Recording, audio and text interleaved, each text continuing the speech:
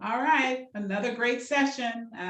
It's all been said already by you, Kandeaux, in terms of the meaning and the power and the resonance. This is really, really inspiring, and I'm sure we're all looking forward to a lot of follow-up. All right, so we've got three more principles to go, and it's just getting better and better as we as we continue on this trail. Our next one is entitled NIA, which is purpose. And in a lot of ways, it seems like that should have been number one in a way, it's like purpose.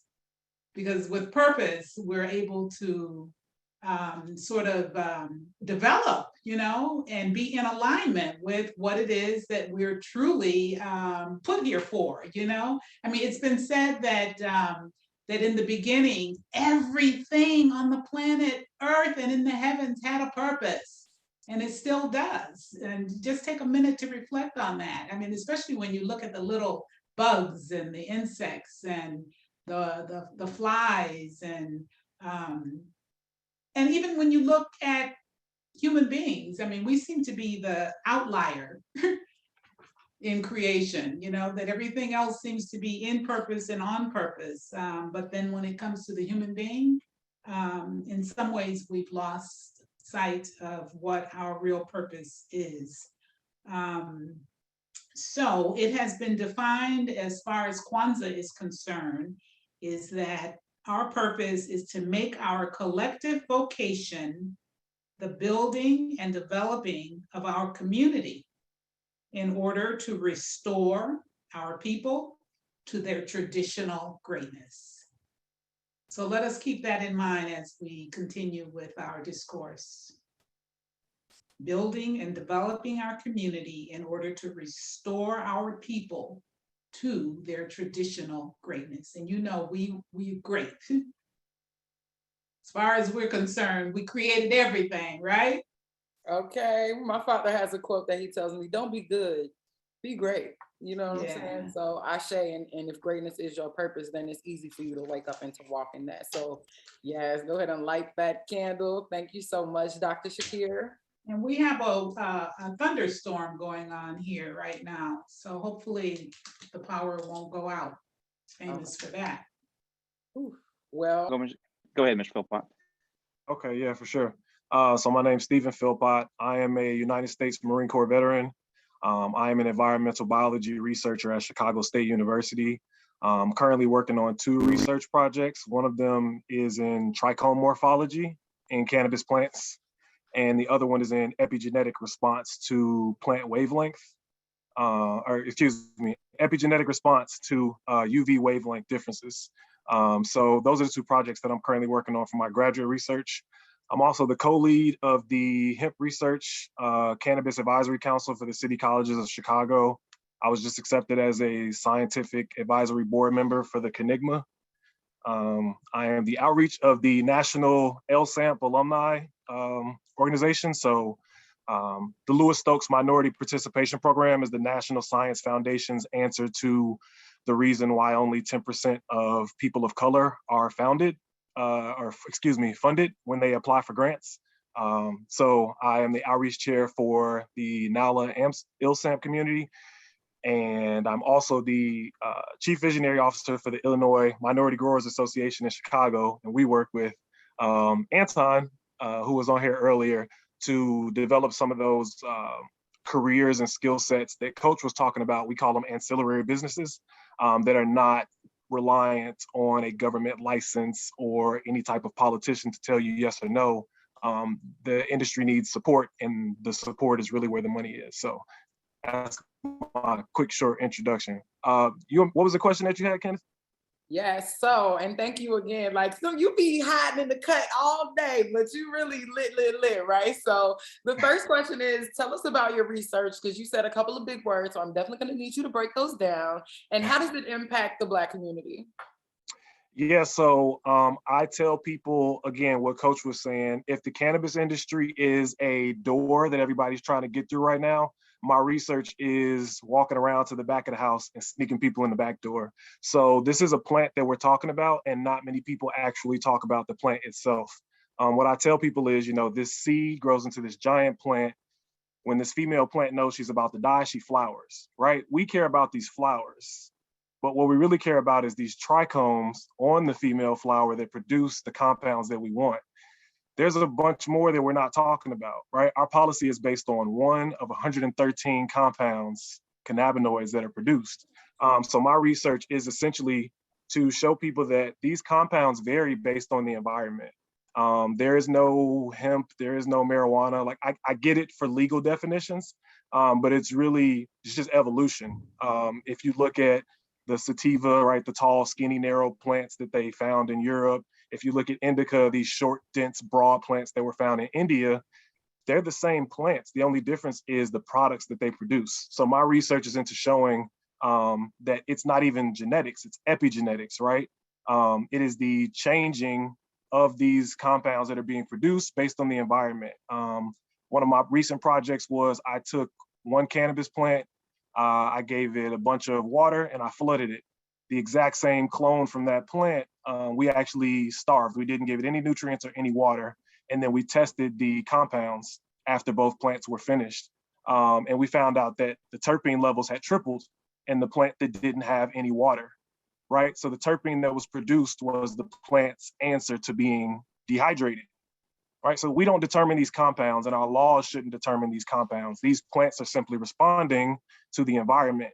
And if you learn more about the environment and how these plants respond, you would understand why there's more THC in one, why there's more CBD in one. We're kind of out of our league. We're trying to coach nature, and we should be learning nature. And it really it's very spiritual when you really look into it and get into it, but this plant was here before us, but we have a system, right, that can, when we ingest these compounds, it works on our system. But again, the plant was here before us. So what does that really mean, right? That's a much broader picture, but we're just looking into how these compounds vary. It's not hemp, it's not marijuana. It is the environment that dictates kind of what you end up with at the end. I'm like, and that was his TED Talk. Like, get ready, y'all, because that is definitely coming. All right, Danny, so what about you? Let us know more about what your research is like and how it impacts the Black community. Yeah, so first of all, thanks for letting Mr. Philpott go first and absolutely throw me under the train, because he is like way up here and super credible. So I can absolutely appreciate all that he's doing. So first of all, we operate a large hemp farm in Oklahoma, and we also operate a cannabis operation as well. So when I say cannabis, I'm referring to the THC product. So we're on the hemp side, and we're also on the cannabis side. And then we also operate a CBD product development and manufacturing. So on the research and development side, research and development compared to Mr. Philpott is not the same per se. We really kind of approach it more from the medicinal value, if you will. So our entrance into the industry was initially and mainly farming. So we do a lot on the farming aspect, as well as product development. So I can actually could talk more specifically to some of the other panelists that were on here. So I made a lot of notes based on what they were talking about. So a lot of things that we do are based around different strains that we may grow, different farming operations and procedures that we conduct, as well as taking our product into the lab to do specific extraction procedures and then into different product development. And again, some of those actually will dictate either what products are actually made from that or based on the type of strains that we produce, and obviously based on what type of product specific that we're talking about. Are we on the hemp and CBD side, or are we on the cannabis side? So our entrance and activity, if you will, on the cannabis flower side, if you will, is truly the medicinal side from my approach.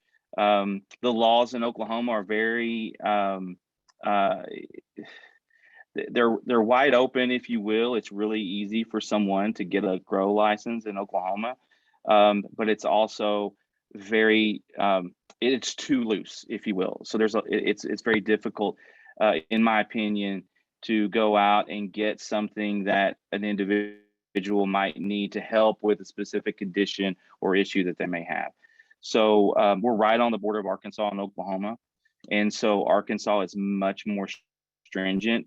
You would think is more controlled, but I think that there is still a lot less education that has been disseminated to individuals. So so our profile, if you will, or our entrance from the research and development, again, is really based and dictated around what a couple of things. What are we trying to grow for? So if we're growing a specific strain or a specific product, how are we going to, we need to know what that is going to be to dictate A, what type of strain or genetic we're growing, and B, understanding what our end product's going to be and which side of the development we're going to be on. Are we just growing for genetic testing, and are we just going for product, if you will? So it really just depends, I think, on which direction we're going, and mostly too,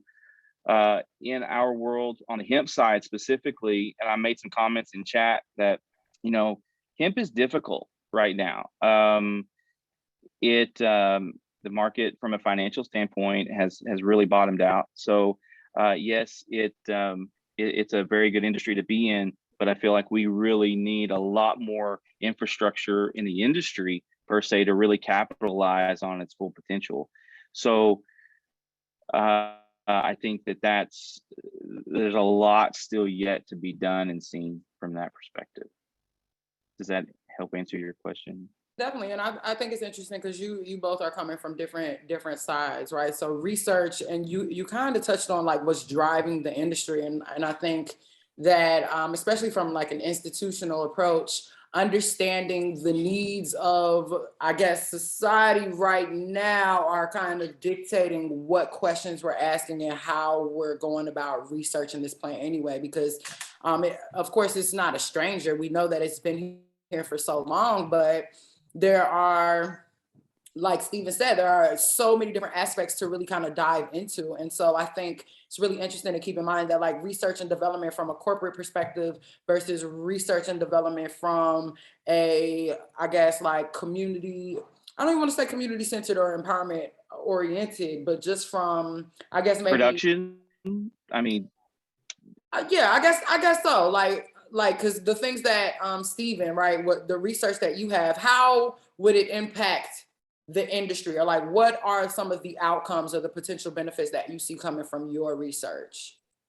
Like, what is it doing for us? You know, what is the purpose? So because you told me to stop hiding and stop being shy and everything, so I might be going to the United Nations in March to speak on behalf of military veterans and PTSD, and how we want access to opioid alternatives. But the reason I brought that up to answer your question is because people don't know what they're talking about. And I say that with like the straightest face.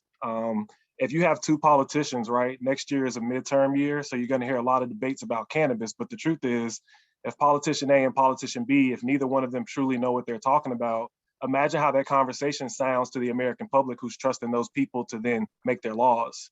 I've always been very against just talking to politicians at all because I was in the military. I kind of know how that whole structure works. But the truth is, if they continue having debates and creating policy that is just completely misinformed, we are the ones who lose out on it. So like my current research, I'm taking hemp, okay? Hemp is supposed to be under 0.3% THC, according to somebody somewhere who made that up, right? So if I take this hemp and I grow it under a red light, under a blue light, under a green light, under far red, and under UV radiation, what do you do? How do you explain that to somebody when that hemp now has 10% THC? Well, what that's saying is the genetics of that plant, the way that that plant was created, the way that nature created it, it always had the ability to produce THC. It just didn't grow in an environment where it produced THC. You see what I'm saying? So that takes a huge step back. These conversations that we're having about products and laws and stuff, you're like, well, wait, if a hemp plant can produce THC, why are we saying that the law says it has to be below 0.3% THC? That's a very arbitrary, like when I talk to scientists, I haven't found anyone that can justify that. So as a scientist, what I'm trying to do with my research is literally show politicians like, hey, I know people say it's all cannabis, but it's really all cannabis, right? And based on the environment, you kind of get a different cocktail. And all of our policy right now is based off of one of 113 cannabinoids, and that's a disservice, right? I tell people there's a research gridlock right now to really answer your question. The politicians say more research is needed. The DEA says it's a Schedule I drug and makes it incredibly difficult to research. The DEA Schedule I, by definition, means there are no currently accepted medical uses. Stage 3 of that research gridlock is ILX has been legal since 2018, which is a cannabis-derived product that is used for children up to 2 years old, right, to have seizures. So if you have those three things, we're stuck. Like, politicians are asking for more research. I'm sitting here waiting for the DEA to give me the ability to research because the DEA says there's no medical uses, and Epidiolex is being prescribed, right? So again, there is a literal, people don't know what they're talking about who are making rules, and the rest of us are kind of just on standby. So that's what my current research is, hopefully to get people to understand it's all cannabis. Take a step back from human uses. We think of ourselves very highly, but if you take human use out of it, this plant was around before us, and we have receptors, just like almost all animals we found on the planet have endocannabinoid systems. So yeah. So on one topic that he just hit on was the Epidiolex conversation. So I have epilepsy. So that was one very common or main reason why we actually got into this industry. Our family farms, and we farmed for 5 generations. And we carved out our farmland just to grow hemp to start with, mostly to help, basically produce a product. So I'm very familiar with the product, with that product, that pharmaceutical, and obviously the challenges based around that, getting there, and then obviously anything beyond that. And you're absolutely right. It is absolutely a challenge for research. We feel like, hopefully, and you would obviously know more from that perspective, that there may be more and more opportunities for research given specific medical conditions, but it is a challenge. But that's what leads us into specific other cannabinoids, not just THC, not just CBD, but like you mentioned, all of the other cannabinoids that are hitting the market space, if you will, or the isolation of, CBG is a very good one. THCV is another very good cannabinoid that helps with so many other things, epilepsy being one of them. And so when we start talking about all of these other specific cannabinoids that can do specific things, sometimes that research, and I'm using air quotes, is us just utilizing them and seeing what the benefit might be, given, again, the challenge that we have with true, legitimate medical research that you would typically have in the pharmaceutical or lab setting, and the funding that goes behind it. That's our challenge. And so now, go ahead. No, go ahead. Yeah. So, but now, and I'll allude back to, when we were talking about in the last panel, that technology, when Coach was talking about technology is key. That goes back to R&D. That goes back to specific genetics that can produce, specific, not only other cannabinoids in higher percentages, but also, terpenes that can do specific things on their own. And, technology is key to kind of help us, reach specific points and specific profiles in not only the genetic of the plant when it grows, whether it's indoor or indoor, but the outdoor areas when we're growing specific hemp and specific strains might work great in Colorado, but may not work great in the South, where you have higher moisture, different weather patterns, things like that. And that's a challenge that we have as well. So R&D, if you will, is also field related and also grow related, and also it's a very broad scope, and we need all of it, to get past some of the policy issues that we deal with. I mean, I think that ties perfectly into the theme of, I guess, Stephen, into your research. Is like, yo, it's kind of like nature versus nurture. Like, and me and Lakai were actually literally having this conversation yesterday. Like, it's not nature or nurture, it's nature and nurture. Like, the surrounding, the environment has the potential to either nurture up or to destroy. Like, it is very real in the two ways that it can go. And then they just started vacuuming in my house. Look at that. Yeah, I think to your point, like, because sometimes the conversation comes in really high level when you talk about research. But the way I try to explain it, whenever like I meet a politician for the first time, or I pretend like they don't know anything about this, right? So they hear like there's CBD, there's THC. Teach me about all of this, and I take another step back and I say, well, no matter what type of cannabis plant it is, whether it's marijuana or hemp, the byproduct starts as CBGA. You can't get any of the other 113 cannabinoids without first having CBGA. THC and CBD both come from the same molecule. When you say that as a scientist, well, then you're like, well, our policy doesn't make sense. That is where, I have a nonprofit, Illinois Minority Growers Association. I'm trying to get people to understand, don't think about the products, right? The products, are we going to drive the industry, or is the industry going to drive our research? And that is like the big research conundrum, right? Should policy dictate what researchers are allowed to do, or should researchers tell politicians how they should make policy? Well, again, if the politicians don't understand that THC and CBD come from the exact same molecule, they're going to make laws that say THC bad, CBD good. And it sounds very Neanderthal. It's just like, that doesn't make any sense. So there's plenty of people of color who have careers in STEM, science, technology, biotechnology, and different things like that.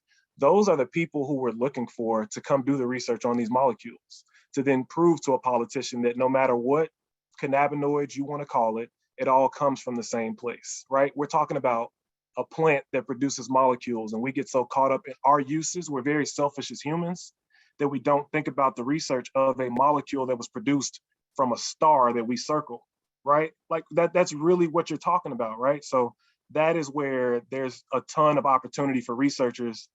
Somebody asked me to do research, quantum physics, hemp, and photosynthesis. Somebody would say, well, where is that going to take you? What type of career would you have from that?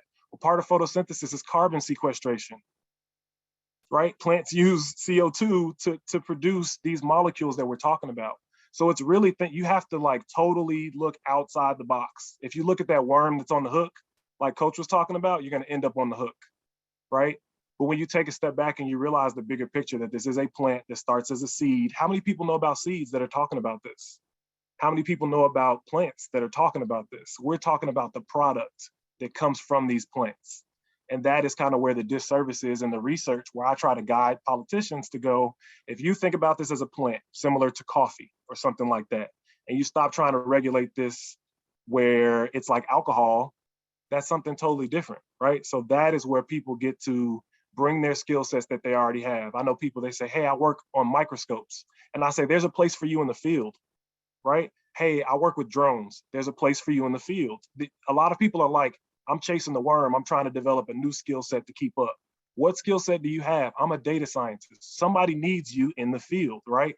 These are places where there are jobs. And to be perfectly honest, when I started looking for my master's and working on my PhD now, you have to go develop your own opportunities. And I think that's been like the overlying theme for today. If you're waiting for somebody to say, hey, we're looking for people of color to sign up and come do research on cannabis, it's probably not going to happen.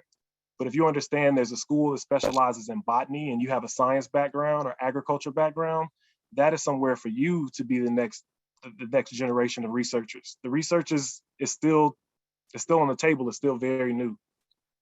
I really ancillary services in a sense, I mean, outside of the product side, but on the research side, just like you said, I can absolutely appreciate that. I mean, and I think that is lost on a lot of people that want to get into the field, not as a grower, not as a formulator, But in all of the other aspects, you know, like you said, drone, microscope, all of the things that you wouldn't even think about that are utilized in the industry. Go ahead. No, I was just thinking about how like exactly what you were saying, Stephen. Like I'm in policy, so I'm in a policy PhD program. I think that's so interesting. And my Clark sister, right?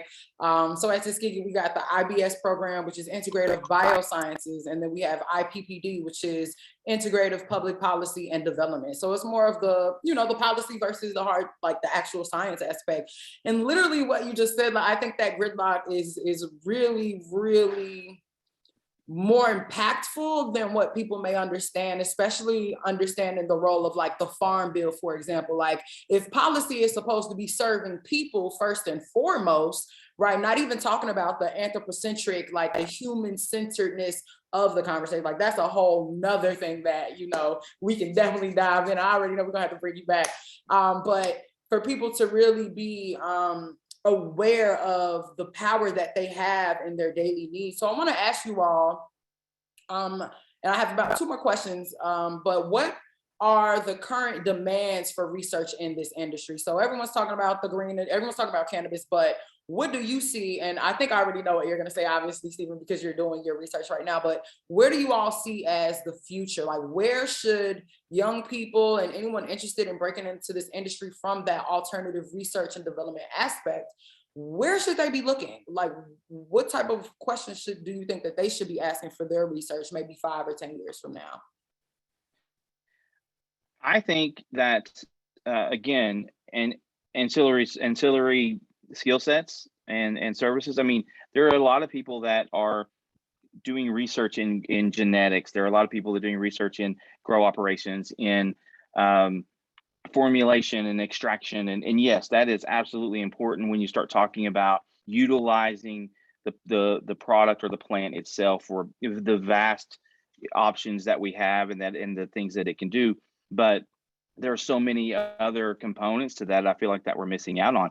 And then if you take the hemp plant itself, there is a bottleneck in the industry. And that bottleneck is literally and we see this internally and I think across the industry, and that bottleneck is on the processing side, not necessarily on the extraction of the oil out of the hemp. I think that is absolutely, there's probably too many people and it's probably not being done correctly, but in some cases, but the extraction the processing of the hemp fiber, for example, because there's so many things that we can do with that as a society in general, to be able to maintain, you know, our forestries, our, you know, plastics. You know, there's so many products that can be done from that if we can process, you know, hit the hemp fiber.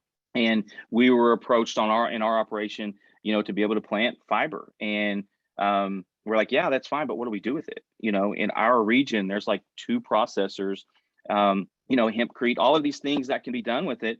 And we're like, okay, we don't want to grow 500 acres of hemp fiber and it's set. You know, we're sitting on 500,000 pounds right now of biomass because we don't know where to go with it. You know, that's and that's just one aspect of the plant. So the fiber aspect. So in my opinion, that's one area in R&D, not only all of these other things, but also on the processing side. Yeah, I agree 100%. If I had to give you a very clear, direct answer, very concise, I teach in the urban agriculture department, and for the first 4 months of the class, we actually don't talk about any cannabinoids, any terpenes, nothing. We talk about the actual development of the hurd and bast fibers that are then taken and used to make those 50,000 other uses, right? If you don't understand, again, how is sunlight hitting this plant, developing these fibers, what nutrients go into this to develop these fibers, because the fibers, again, it sounds like that's the demand, right? And to Danny's point, you have to work backwards from the consumer to the supplier, and then go to who's actually producing this stuff. And if you look at it right now, there's a bunch of, I know we're gonna talk about that later, but there's a bunch of government incentives for carbon sequestration. It's like, okay, so if I can sequester carbon and at the same time provide fiber to somebody, now I'm actually doing something. Again, who wants fiber, to Danny's point? You have to go out there and educate your consumer. That's the one thing in cannabis people are not willing to say. There's plenty, I think the price of lumber is skyrocketing right now, right? Ridiculous. It's ridiculous, but the thing is, why aren't companies converting over? They're hearing marijuana, they're hearing cannabis, they're confused. You have to educate your consumer. The supply chain, to me, I think those are going to be the people who really benefit the most from all of this, because there's a need on one side for people who are building with construction materials. We know that these growers, right? You said he has a surplus essentially of all this biomass. Why is there something missing in the middle? And it's the educating part. You have to educate those consumers. That is the demand. The demand is that we need new materials. We need bioplastics. We need sustainable resources. But we don't need them, we have them. What we need to do is educate ourselves on how to use them. We need to educate ourselves on how to set up a supply chain. To Danny's point, a lot of farmers contact me and they say, hey, what can I do with this biomass? You got a 3D printer, can I do something with it? And I always say, well, it's not good anymore. You should have contacted somebody before you started growing to make sure you had somewhere for it to even go. Definitely. I want to switch gears. We had 2 questions pop up in the chat, and we got about 10 minutes left. And I still got my one wrap question that I want to ask you all. So we're going to do a lot in this last 10, 15 minutes, right? But Brandy asked, and I think you guys kind of answered this question, but I'm going to just read it anyway. Do you think that there are important synergistic qualities being overlooked by the separation on different chemicals and cannabinoids from the plant? Yes. So to answer that question quick, because I know you said we don't have a lot of time, traditional pharmaceuticals, and by traditional, I mean pills, they are single compound molecules, right? They are single compound drugs. So if you have a single compound drug, it's easy to study, because if you give it to somebody, you know exactly, hey, this was the placebo group, this was the control group, this was the group that got that compound. This plant has so many different compounds in it, and everybody's system is different, and everybody's metabolism is different, that exactly what you're saying, the synergistic qualities are totally being overlooked. THC doesn't even act the same in everybody, right? THC combined with other molecules is totally different, right?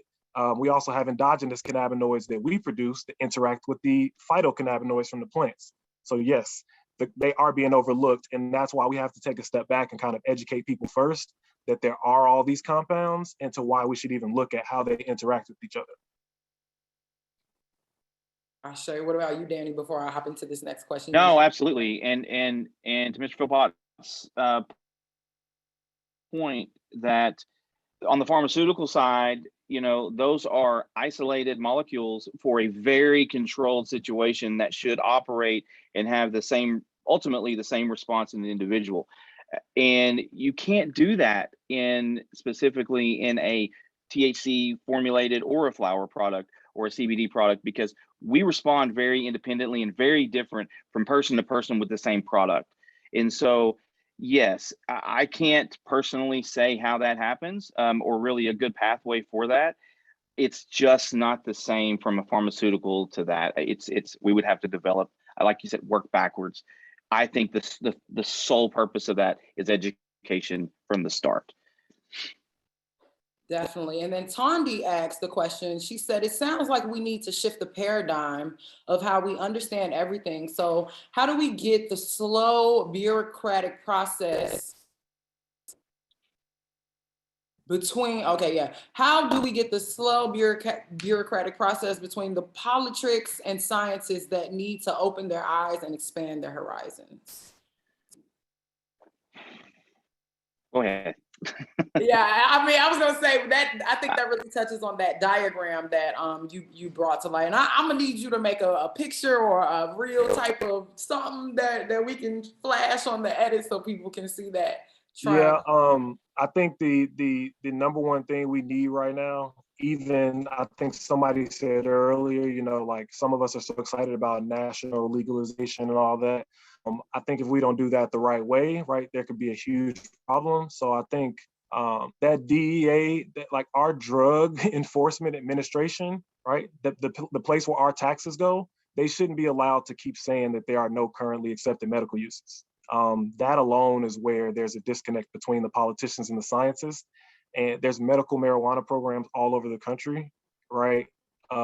Physicians aren't involved. because the DEA is still saying that there's no currently accepted medical uses. This is a disservice to the American people who pay the taxes who go towards the DEA. That's pretty much what it is. Until the DEA changes that, until, you know, the people who we vote for run on, hey, I want the DEA to actually deschedule this plant and get it out of the same category as heroin.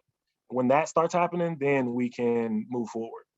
I think it's kind of like, I don't know if you all have seen that movie, Don't Look Up, right? But I mean, if you have not seen that movie, please Just watch saw it. It is the greatest metaphor for climate change, the greatest metaphor for capital, the greatest metaphor for all of these things that we're talking about. Like, just follow the research, bro. Do the research. Let the research give you the answer and move from there. We have a hand raised. I want to let Bo go ahead and chime in and ask his question. And I have one more question before we wrap it up. Yes, good afternoon, you all. I kind of got in a little late, but like my grandma used to say, right, on a lot of issues, right, show them better than you could tell them, right? I was thinking like we could make certain products and certain things out of the hemp, or whatever the case it may be, and start showing what actually could be done and what could be produced out of it. Because a lot of times, you know, they like to hear us talk, but you know, when we start showing them something, it's a different thing, because we know what we're talking about. But when we show them, we can prove a better point to them. You know, someone like myself, when it comes to agriculture, no one never gave me the leeway. I took charge and gave myself the leeway and educated myself on whatever things that we needed to be doing. And I'm in the agriculture deeply, heartily. So a lot of things, like when it comes to the hemp and stuff, I think we should just show them better. We could tell them, start making stuff out of it, making plants. I mean, making all type of candles and everything that we can produce from it. And we patent it as we go along. And we show them this what can be made out of. Are you hindering this? And then we just start protesting and start showing what we can make out of it, you know, before they start putting their licensing all on it and say, this the way it should go, and divert it another way. That's just my opinion. Ashe, and as always, a pleasure to see you, Bo. Bo is one of our partners from up in the Washington, D.C. area.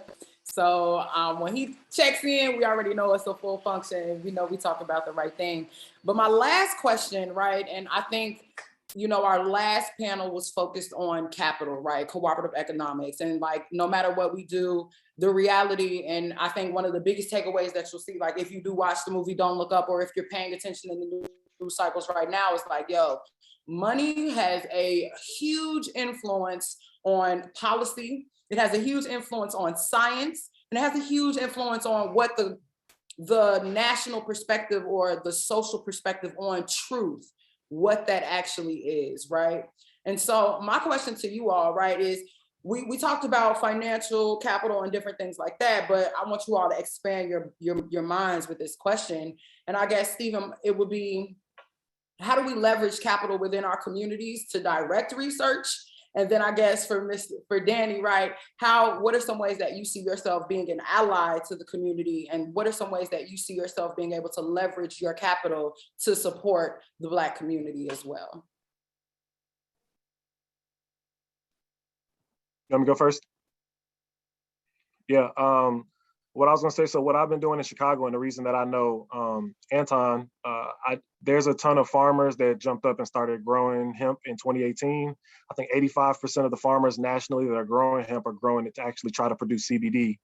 That's not a sustainable model right now, but there are a ton of applications that we keep saying, right, that need some type of new sustainable product. Well, if you can get money from carbon sequestration and you can get investments from a business who says, hey, lumber is off the chain right now. If you can produce me this, this many 2x4s, bring it to me, prove to me you can produce this consistently, then you can scale it out from there. I think from the business model standpoint, it sounds so simple, people fly by it, right? They run that yellow light instead of stopping and going, wait a minute. If I know the price of lumber nationally has gone up, that means it affects everybody. So if I go to these small businesses and go, you're a construction company, you're a construction company, you're a construction company, where are you getting your resources from? Okay, what if I can produce you blah, blah, blah, cut down this much cost and we can produce 2x4s for you? That's just 2x4s. Now you talk about hempcrete, fiber for jeans and clothes, bioplastics. It becomes very expansive. You have to go out, do your research, learn what you're talking about so you don't sound like a fool, just to be honest. And then you have to go out and talk to those people who you know are in need right now. There are a ton of businesses that are in need right now. Hey, we can't use plastic straws anymore because our state said we can't use plastic straws. That's good to hear. If I know that a state just said they can't use plastic straws anymore, why am I not contacting every single restaurant in that state and telling them that I can give them another solution? And then going to the farm and saying, hey, we didn't need to grow anything because we didn't have customers, but now we need this many straws produced, that takes this much fiber, that takes this many plants. That way you're growing sustainably. Just growing hemp doesn't mean it's sustainable, right? That way you get your capital up front instead of just growing all this stuff. And you're like, I grew it all, I wasted my money and I don't know what to do. Get your capital up front by educating your consumers and the supply chain.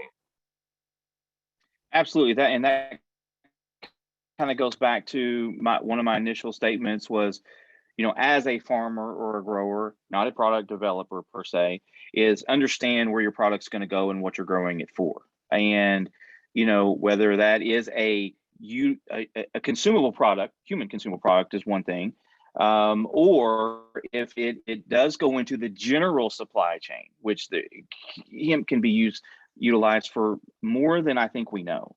And so, examples, straws was a great example. We had people coming to us for sonic trays, car parts. I mean, it was crazy, the things that people were asking, can we do this? Hempcrete was another one. Wood flooring in homes. There's a plant in St. Louis that's looking for that. And so all of that is an absolute great foundation for that. Again, education is vital. For research and development. Capital is vital for research and development. We have to have a specific and purposeful meaning and process for what we're wanting to do moving forward. You were absolutely right. After that farm bill passed, everybody and their mother got into hemp. They didn't need to be into hemp. We did conferences and seminars with farmers that were just throwing out seed. We had to ask them, what was in your ground before? Were you putting out fertilizer? Were you putting out pesticides? Hemp's a bioaccumulator. Did you know that? And basically killed everything that they wanted to do by not understanding that that's what hemp actually does. So you have to have that process in place, or at least that idea. And like you said, working backwards to the start and understanding where you're going to go with it, and either having that quasi market developed, but understanding where you can go with it, but also having that process in place to develop that product in the context of a product for the general marketplace, not a consumable. I think the options and the possibilities are endless. We just have to get there, and that's where R&D comes in on the processing side to get us to that place. That may take time. It's going to take a lot of money, and hopefully within our communities we can do that. But I think that is ultimately where we're going to need to go. I see Bo has his hand raised, so I'm gonna let you slide in here before we get to our shameless plugs and give people a break to get some water. I'm gonna be real quick, and all of it ties into what the brother Steve and the other brother said, right? I'm a carpenter. I'm in the infrastructure, right? I build from the ground up. So, that could be the next phase of what we're talking about. I'm always building. I build with wooden pallets that people throw away. So this is another form of building. We could build fences with it. We can build pallets. We can build houses with it.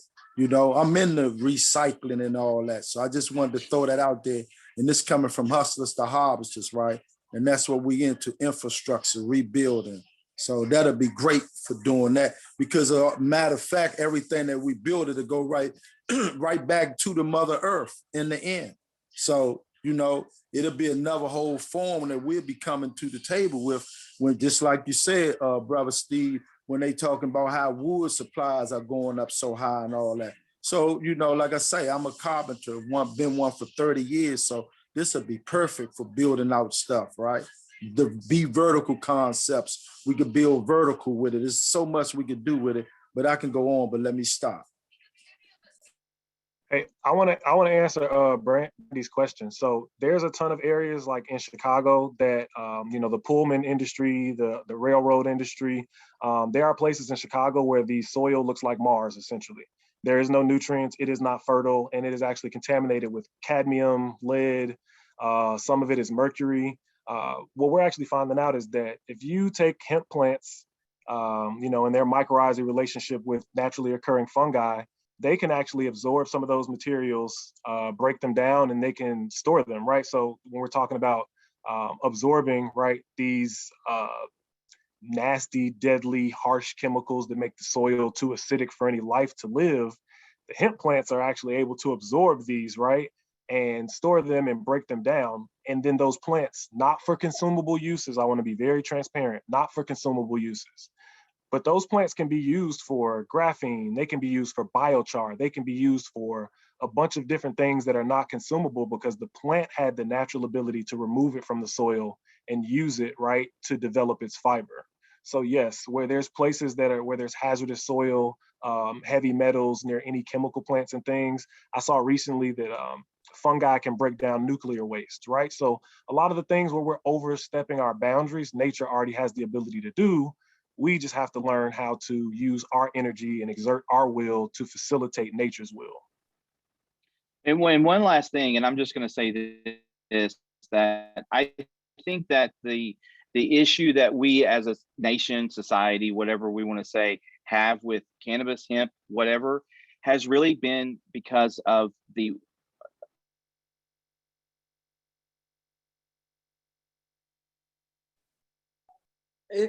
Okay, you're kind of freezing on us, in Danny. this mindset that it was, yeah, I'm sorry. Can you hear me? Yeah.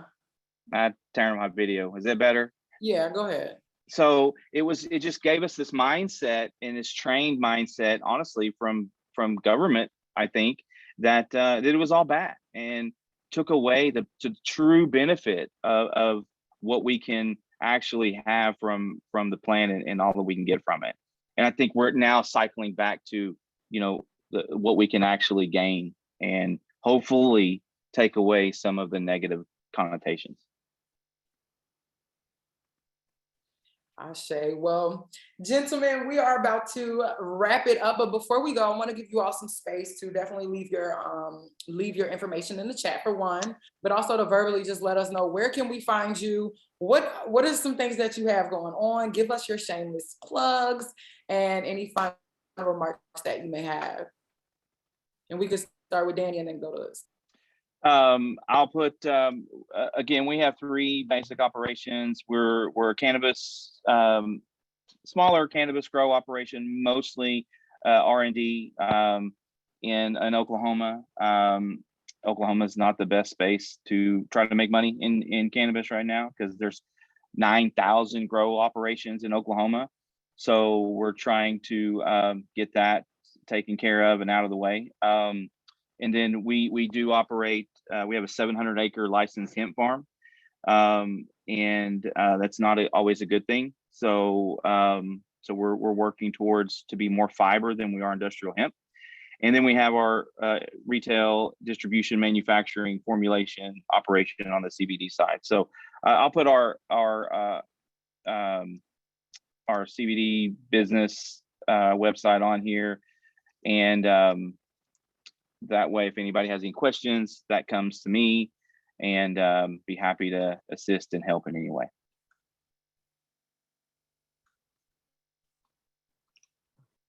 Yeah, the easiest way to find me is on LinkedIn because you heard the 30 different things that I'm a part of. I promise they're all interconnected, but LinkedIn is the easiest way to find me. And I put the link in the chat for my nonprofit, Illinois Minority Growers Association. We are currently working on 2 projects here in Chicago. One is a re-entry program to bring people who were incarcerated and from communities that were disproportionately impacted by the war on drugs. The odds in Chicago of leaving jail and going back to jail are substantially higher than the already staggering statistics. So we're trying to give people those opportunities to actually develop a skill set to either become their own business or to align themselves, with the booming agriculture industry that's about to take off. And then the other part of Illinois Minority Growers Association is we take recent college grads that are in STEM fields that are looking for jobs and don't really know, right? They think they have to go to a dispensary, they think they have to go to a cultivation center. We are actually giving them the opportunities, like the things that I'm talking about, to work in biotechnology related to cannabis or data science related to cannabis. So again, those ancillary opportunities. And I see Bo over there clapping with hustlers to harvesters. So his whole thing is recidivism interruption using agriculture. And I mean, he's up in the DMV area, but I already know y'all need to definitely be sure to connect with each other on the back end. You all have been absolutely amazing. This has been so informative, and I really hope that one of the things that people walk away with this from this panel is understanding the power of having intention behind your research, having intention behind the questions that you ask, and being intentional even when we engage our politicians, right? Because we live in a society where we give them that type of sovereignty, we give them that type of power over our collective well-being. And so it's really time to start educating ourselves so we can be more intentional about holding people responsible, because there is a nexus of research, capital, and policy that we have got to figure out how to break and tap into and make it work for us, right? No matter what you're a part of, what institution you may or may not identify with, right? This is very real for all of us. And so I want to say again, thank you so much to our panelists. I will now shut my mouth and I'm going to toss it again to Dr. Shakir. I'm just loving how she's always so ready to walk us through our second to last principle. So y'all have been holding on. I'm gonna drop this survey in the chat so you all can fill that out and toss it to Dr. Shakir for our Kumba.